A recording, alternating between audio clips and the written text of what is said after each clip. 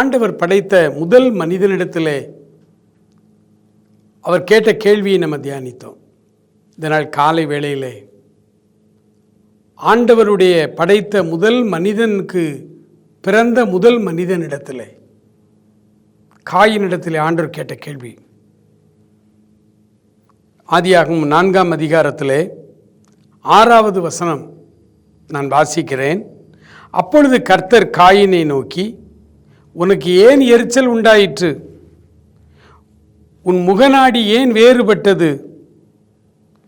7வது வசனம், நீ நன்மை செய்தால் மேன்மை இல்லையோ? 3 கேள்விகளை கேட்கிறார். 3மே ஒன்றோடு ஒன்று தொடர்புள்ளதுனால ஒரே கேள்வியாக நம்ம எடுத்துக்கொள்ளலாம். உனக்கு ஏன் எரிச்சல் உண்டாயிற்று? காயினுக்கு ஏன் எரிச்சல் வந்துச்சு? காயின் காணிக்கை கொண்டு வந்தார், ஆபேலும் காணிக்கை கொண்டு வந்தாங்க, 2 பேரும் காணிக்கை கொண்டு வந்தாங்க. ஆண்டவர் ஆபேலின் காணிக்கையை ஏற்றுக்கொண்டார், காயினுடைய காணிக்கையை ஏற்றுக்கொள்ளவில்லை. நியாயமாக காயின் என்ன பண்ணியிருக்கணும்?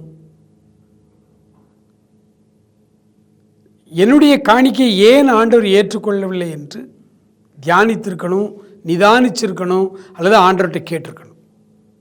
ஆண்டவரே, என்ன ஆண்டவரே, நான் விவசாயம் பண்ணுறேன், காய்கறிகளை கொண்டு வந்தேன், அவன் ஆடு மேய்க்கிறான், ஒரு ஆட்டை கொண்டு வந்தான், அவனுடைய காணிக்கையை ஏற்றுக்கிட்டீங்க, என் காணிக்கையை ஏன் ஏற்றுக்கிடலன்னு இவன் ஆண்டவர்கிட்ட கேட்கணும். ஏன்னா ஆண்டவர் அவன்கிட்ட பேசுகிறாரே. ஆனால் இவன் ஆண்டவர்கிட்ட கேட்காம ஆபேல் மேலே கோவப்படுறான். அப்படியே இருந்தாலும் இவன் ஆண்டவர் மேலே தானே கோவப்பட்டிருக்கணும். என் காணிக்கையை ஆண்டவர் ஏற்றுக்கொள்ளலன்னு ஆண்டவர் மேலே தானே கோவப்பட்டிருக்கணும். பொதுவாகவே நமக்கு மேல் அதிகாரி ஒரு காரியத்தை சொன்னால் அவரை நம்மால் எதிர்க்க முடியாது. ஆனால் தேவையில்லாமல் நமக்கு கீழே வேலை செய்கிறவர்கள்ட்ட நம்ம கோவத்தை காட்டும். அவங்க மேலே நமக்கு எரிச்சல் வரும். இந்த பண்பு இது ஒரு ஆவிக்குரிய பண்பு இல்லை.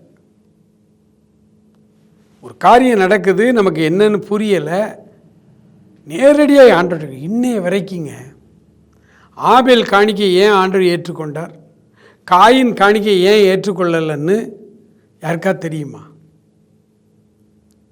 இவங்களா கதை விடுவாங்க. நான் சின்ன பையனாக இருக்கும்போது ஒரு சர்ச்சில் ஒருத்தர் பேசினார்.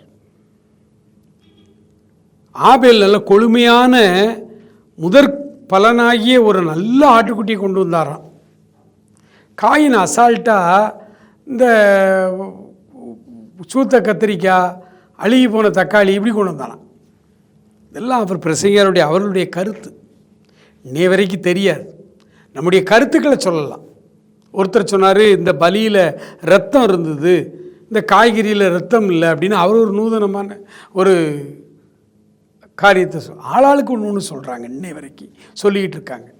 ஆனால் இன்னைய வரைக்கும் யாருமே ஆண்டவர்கிட்ட கேட்கல, ஆண்டவரே ஆபேல் பலியை ஏன் ஏற்றுக்கொண்டீங்க, காயின் பலியை ஏன் ஏற்றுக்கொள்ளலை?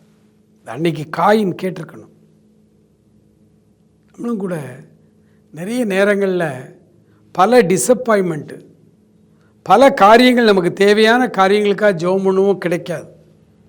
ஏன் கிடைக்கல அப்படின்னு ஆண்டவர்கிட்ட நம்ம கேட்கணும். நம்முடைய ஜெபங்கள் ஆண்டவருடைய சமூகத்தில் ஏன் ஏற்றுக்கொள்ளப்படவில்லை, அதைத்தான் கேட்கணுமே ஒழிய அதுக்காக நாம் எரிச்சல் படக்கூடாது. ஆண்டவருடைய சமூகத்தில் ஜெபிப்போமா? ஆண்டவரே, காயினை போல சம்பந்தமில்லாமல் நான் எரிச்சல் அடைகிறேன். பல நேரங்களில், சில நேரங்களில் என் மனைவியினுடைய நியாயமான கேள்விகளுக்கு என்னிடத்துல பதில் இல்லை, ஆனால் நான் அவன் மேலே எரிச்சல் படுறேன். பல நேரங்களில் என் பிள்ளைகள் ஏதாவது ஒரு காரியத்தை சொன்னால் எனக்கு அதுக்கு பதில் இல்லை, உடனே நான் எரிச்சல் படுறேன். எனக்குள்ள இருக்கிற இந்த மறைமுக மேட்டிமை, அகந்தை எல்லாவற்றையும் என்னை விட்டு எடுத்து போடும். காயினை போல நான் இருக்கக்கூடாது. உமக்கு பிரியமானவனாய் இருக்க உதவி செய்யும். ஆசீர்வதியும். இயேசுவின் நாமத்தில் ஜெபிக்கிறோம் பிதாவே. ஆமேன். ஆமேன்.